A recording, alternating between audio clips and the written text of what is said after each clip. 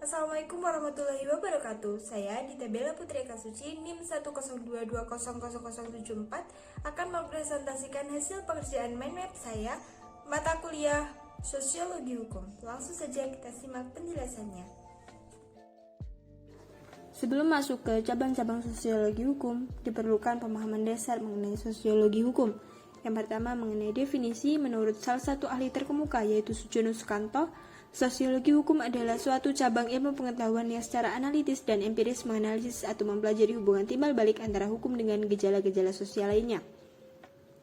Manfaat dan kegunaan mempelajari sosiologi hukum diantaranya mampu untuk membuka serta menambah cakrawala berpikir dalam memahami permasalahan serta perkembangan hukum yang ada di dalam masyarakat. Di samping itu, sosiologi hukum juga memiliki kegunaan yaitu memberikan kemampuan-kemampuan bagi pemahaman terhadap hukum dalam konteks sosial. Objek. Salah satu objek dari sosiologi hukum yaitu lembaga sosial. Sosiologi mencerna lembaga sosial sebagai suatu keinginan bersama dari masing-masing individu yang terlembaga di mana kemudian akan dipatuhi dan dijalani bersama apa yang telah diatur oleh lembaga tersebut. Letak antara ruang lingkup sosiologi hukum ada dua. Yang pertama yaitu dasar-dasar sosial dari hukum atau basis sosial dari hukum. Yang kedua yaitu efek hukum terhadap gejala-gejala sosial lainnya. Selanjutnya masuk pada cabang pertama yaitu sejarah dan perkembangan. Dari sudut sejarah, istilah sosiologi hukum pertama kali digunakan oleh seorang Italia yang bernama Ancelotti pada tahun 1882. Dari sudut perkembangannya, sosiologi hukum pada hakikatnya lahir dari hasil pemikiran-pemikiran para ahli pemikir baik di bidang filsafat hukum, ilmu hukum maupun sosiologi. Besarnya pengaruh filsafat hukum dan ilmu hukum terhadap pembentukan sosiologi hukum nyata sekali dari ajaran-ajaran beberapa mazhab dan aliran yang memberikan masukan-masukan pada sosiologi hukum, bahwa sosiologi hukum mempelajari masyarakat, khususnya gejala hukum dari masyarakat. Aristoteles di zaman purba tahun 385 sampai dengan 322 sebelum Masehi dan Montesquieu di zaman modern tahun 1689 dan 1755, mereka berdua adalah tokoh penting dalam pemikiran sosiologi hukum pada masanya. Masuk kepada subbab kedua yaitu pendekatan dan aliran. Pendekatan dibagi menjadi dua yaitu pendekatan sebagai nilai dan pendekatan sebagai intuisi. Pendekatan sebagai perwujudan nilai mengandung arti bahwa kehadirannya untuk melindungi dan memajukan nilai-nilai yang dijunjung tinggi oleh masyarakat. Sedangkan pendekatan hukum sebagai intuisi adalah suatu sistem hubungan sosial yang menciptakan keteraturan dengan mendefinisikan dan membagikan peran-peran yang saling berhubungan di dalam intuisi. Sedangkan aliran-aliran yang mempengaruhi sosiologi hukum diantaranya mazhab formalitas, mazhab sejarah dan kebudayaan, aliran realisme hukum, aliran sosiologis jurisprudensi, dan yang terakhir aliran utilitarianisme. Masuk pada subbab ketiga yaitu paradigma. Paradigma menurut Aristotelian berpangkal pada kepahaman bahwa alam semesta ini berhakikat sebagai suatu keteraturan atau suatu tertib yang sudah pre-established dalam arti bahwa sudah tercipta dan menjadi ada sejak awal mulanya. Alam semesta itu sudah ada di idea Tuhan yang normatif sebelum ada dalam wujudnya yang empirik dalam alam amatan manusia. Sedangkan paradigma menurut Galilean yang mencabar paradigma lama yang Aristotelian marak pada suatu zaman tatkala sejumlah manusia pencari kebenaran mencoba memahami keteraturan alam semesta ini tidak lagi berhakikat sebagai a harmonious pre-established good order. Paradigma baru ini mengetengahkan pemikiran bahwa seluruh tertib semesta ini sesungguhnya merupakan himpunan fragmen variabel dalam jumlah yang tak terhingga. Masuk dalam subbab keempat yaitu teori sosiologi. Dalam kajian strukturalisme, berasumsi bahwa struktur merupakan suatu totalitas. Suatu struktur dapat bertransformasi dan saat bertransformasi terjadilah autoregulasi, yakni pembentukan relasi-relasi baru dalam internal struktur tersebut. Selanjutnya dalam kajian fungsional struktural, berasumsi sistem ini memiliki properti, keteraturan, dan bagian-bagian saling tergantung. Sistem cenderung bergerak ke arah mempertahankan keteraturan diri atau keseimbangan. Sistem ini mungkin statis atau bergerak dalam proses perubahan yang teratur. Sifat dasar bagian suatu sistem berpengaruh terhadap suatu bagian-bagian yang lain. Alokasi dan Integrasi merupakan dua proses fundamental yang diperlukan untuk memelihara keseimbangan sistem hukum dan solidaritas sosial. Solidaritas dalam perspektif sosial dan hukum.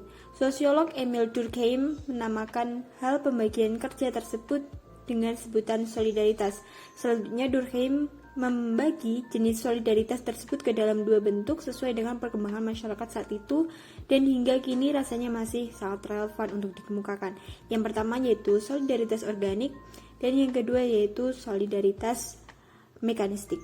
Selanjutnya masuk pada faktor pendukung dan perusak solidaritas sosial.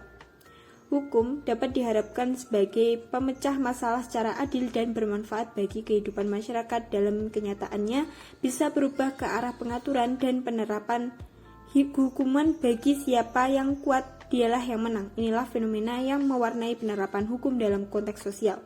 Namun, bagi masyarakat tertentu, perkembangan hukum bisa dianggap sebagai pemicu terjadinya kontradiksi yang menajam dan keras, bahkan menjadi penyebab timbulnya kerusuhan sosial karena implementasinya yang tidak adil. Kemudian, peranan hukum sebagai perekat solidaritas artinya satu sama lain antar individu saling ketergantungan. Ketergantungan bukan karena punya nilai norma atau budaya serupa, melainkan kepentingan okupasi. Transaksi antara kepentingan okupasi direkat dengan uang. Dalam membangun rumah misalnya, terdapat sejumlah profesi yang saling bergantung, seperti arsitek, mandor, teknik sipil, dan tukang listrik, serta tukang pipa. Buruh bangunan kasar atau pejabat yang mengurus izin mendirikan bangunan. Hukum sebagai perekat sosial artinya mereka tidak bisa bekerja sendiri dalam mendirikan suatu bangunan dan mereka hanya mau bekerja jika kompetensi masing-masing diimbali dengan uang. Masuk pada subbab ke-6 yaitu hukum dan perubahan sosial. Definisi dan konsep perubahan sosial. Kebanyakan definisi membicarakan perubahan sosial dalam artian sangat luas. Wilbert Moore misalnya mendefinisikan perubahan sosial sebagai perubahan penting dari struktur sosial, dan yang dimaksud dengan struktur sosial adalah pola-pola perilaku dan interaksi sosial. Disadari atau tidak, perubahan dalam masyarakat itu pasti terjadi, meskipun terkadang perubahan di dalamnya tidak selamanya mencolok atau sangat berpengaruh terhadap kehidupan luas. Ada perubahan yang bersifat cepat dan mencakup aspek-aspek yang luas, ada pula yang berjalan sangat lambat. Perubahan tersebut akan terlihat dan dapat ditemukan oleh seorang yang mau meneliti susunan dan kehidupan suatu masyarakat. Selanjutnya, realitas perubahan sosial. Sebagai contoh di Indonesia, perubahan sosial di Indonesia dimulai dengan reformasi yang membawa perubahan terhadap tatanan kehidupan. Akibat dari gejala sosiologis fundamental, maka terjadi pergeseran-pergeseran yang diantaranya sebagai berikut, yaitu pergeseran struktur kekuasaan di Indonesia, dan yang kedua yaitu kebencian sosial yang tersembunyi atau socio-cultural animosity. Selanjutnya, hukum dan perannya dalam perubahan sosial dalam masyarakat Indonesia. Hukum merupakan suatu sarana yang ditunjukkan untuk mengubah perilaku warga masyarakat sesuai dengan tujuan-tujuan yang telah ditetapkan sebelumnya. Salah satu masalah yang dihadapi di dalam bidang ini adalah apabila yang terjadi apa yang dinamakan oleh Gunnar Myrdal sebagai soft development pada Soekarno tahun 1980. Hukum-hukum tertentu yang dibentuk dan diterapkan ternyata tidak efektif. Gejala-gejala semacam itu akan timbul apabila ada faktor-faktor tertentu yang menjadi halangan. Faktor-faktor tersebut dapat berasal dari pembentukan hukum, penegak hukum, para pencari keadilan, maupun golongan-golongan lain di masyarakat. Terakhir, fungsi hukum sebagai siklus perubahan sosial. Pada prinsipnya, kaidah-kaidah hukum sebagai alat untuk mengubah masyarakat mempunyai peranan penting terutama dalam perubahan yang dikehendaki atau direncanakan. Namun, karena manusia identik dengan sifat egois, mementingkan diri sendiri dan angkuh yang menyebabkannya seringkali merugikan orang lain ketika menjalankan dan mengejar kepentingan mereka. Cukup sekian presentasi yang dapat saya sampaikan. Mohon maaf apabila ada kesalahan. Billahi taufiq wal hidayah. Wassalamualaikum warahmatullahi wabarakatuh.